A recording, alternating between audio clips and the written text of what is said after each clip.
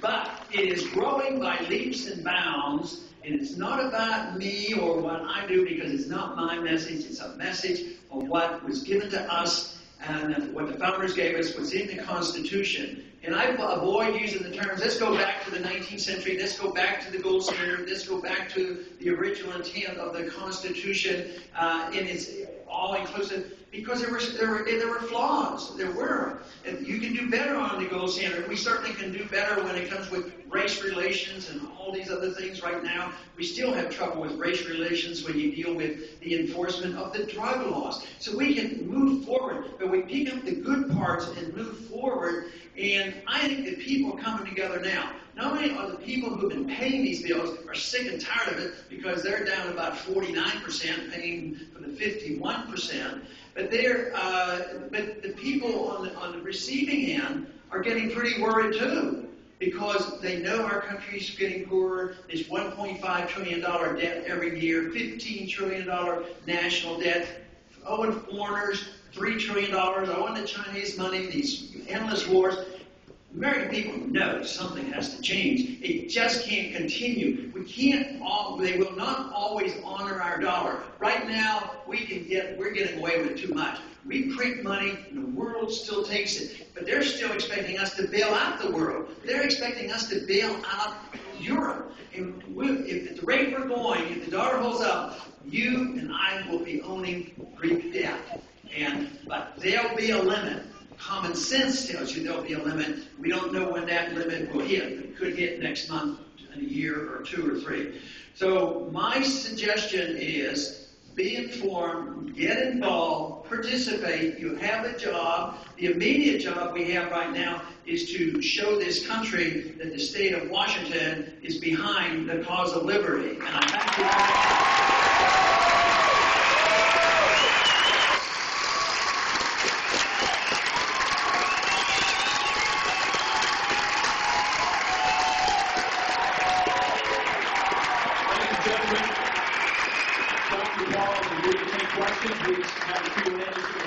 And there are questions that have been prepared by our volunteers, and I believe Rob Chase is going to take the lead on that. Okay, our first question is from Judy Crowder.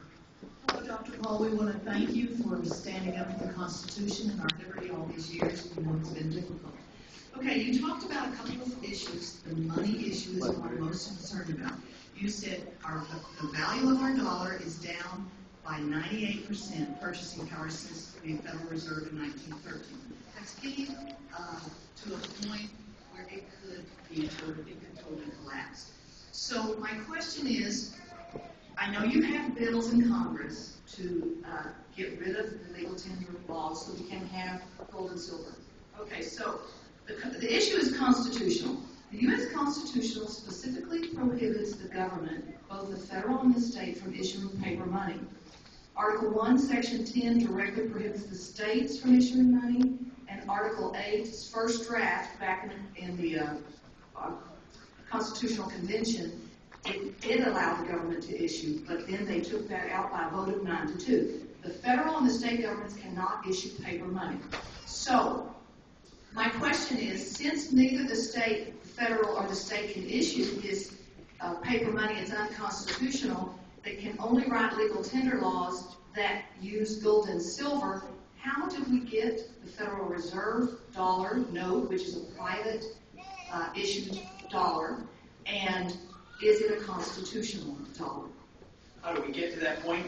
Yes. Yeah. Okay, how do we get back to a gold standard? And she's right, the states do not have the authority to print their own money.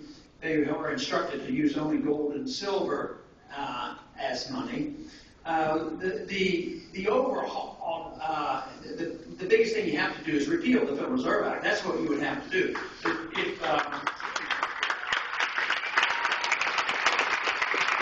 repealed this in one day and tomorrow you didn't have a Federal Reserve, you'd be looking for more trouble. It'd be chaotic and you would be blamed for it. So you do want to work on transitions. You want to work out of it. And this is why I suggest that you can, I even brought that up with Bernanke this week, just legalize the Constitution. Let us have our gold and silver. And they don't believe you're going to pay for money.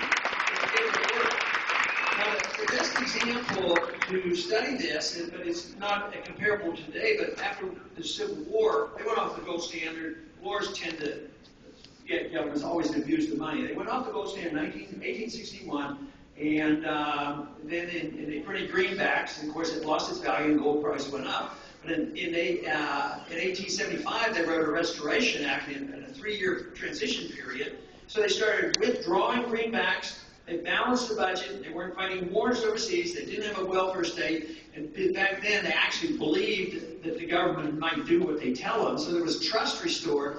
And after 3 years, the price of gold went from $200 an ounce down to $20 an ounce, and it was a non-event. Then they went back to using. They didn't use. You don't have to use gold coins, but you have to use a certificate. A promise to pay in silver and gold. So it was a non-event. You could work that, but we're not that far along. Eventually, if we're ready, this is one thing where we're making a lot of progress, because we have about 4 or 5 other individuals in Congress now writing bills to reform the Federal Reserve. But a lot of it is tokenism, but they are getting their attention, and that's because there are a lot of people like you are concerned about it. Drew Johnson, as president, how would you address the rising costs of college education?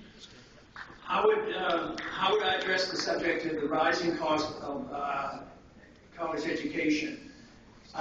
Get rid of the Federal Reserve.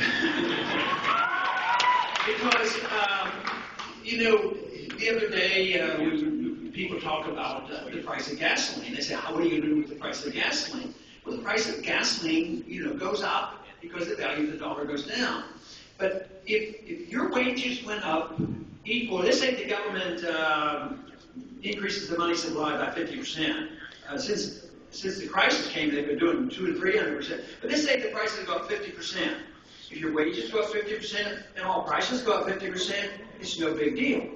But what happens is you inject money into circulation. The people who get it to use it first have the biggest advantage. So there's a transfer of wealth to those people who use it. The government, the business, the banks, the military-industrial complex, they get to use the money first and they get the advantage. But then the money goes and circulates, and it goes to where the government directs it. And laws generally do it. Housing bubble, we had a lot of laws that we had the excess credit. Then we had laws that said you have to make these loans, give them to even if you don't qualify, you get a loan. But what has the government done? Medicine. They pump a lot of money into medicine because they want to help people. But all it does is push prices up. And medical care quality goes down. So when it comes to education, you say, well, everybody deserves a college education. They don't deserve a free college education. You can't get it for free. If the government comes in and says we are going to guarantee a loan to a college education, that means more money goes into the education. And some probably, not everybody ends up getting a college education. But if the government directs more money in education, generally prices go up. If you compare what students have to put up with today compared to when I went through college, it was not that difficult for me to work my way through college. And I was only paying about $350 a month, a semester for my tuition. And but I could do that by summer work and 2 or 3 jobs on campuses. But now today, the government has pushed these costs up. And what have we got? We get poor education. It's very expensive. And now students are indentured serfs. And what they are, they're getting out of college. They owe $1 trillion. They owe more money than our credit card bill. It was a very bad system. It was all done for, well-intentioned. Everybody needs a house. Everybody needs free education. Everybody needs free medical care. But it doesn't work. You have to have the market. So you really want to get to government. The best thing I could do for a student now is, because I meet a lot of them, and they said, I got sucked in. I owe $25,000, $50,000. I've been in school all this time. And of course, the big problem is they don't have a job. So the best thing to work our way out of this is for government to straighten up this policy, quit spending this money, quit printing the money, deregulate, lower the taxes so you can get a job. That would be the best thing. The next question is from Steve Shane. Yeah, I had a